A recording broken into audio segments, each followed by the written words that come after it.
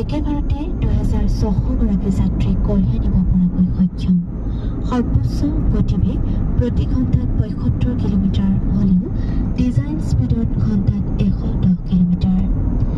ই কেৱল ধোঁৱা নিৰ্গমনহীনতাই নহয়, মেক ইন ইণ্ডিয়াৰ প্ৰয়াসৰো এটা অসাধাৰণ সাফল্য।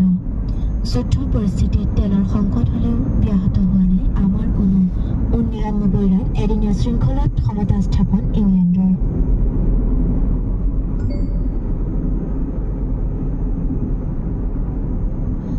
বিশ্ব ক্ৰিকেটৰ কিংবদন্তি গেৰী ছবাৰ্ছৰ দেহাৱসান। সৰ্বোচ্চ আৰু সৰ্বনিম্ন উচ্চতা আছে ক্ৰমে ৩৪.২ আৰু ২৫.৮ ডিগ্ৰী চেলছিয়াছ।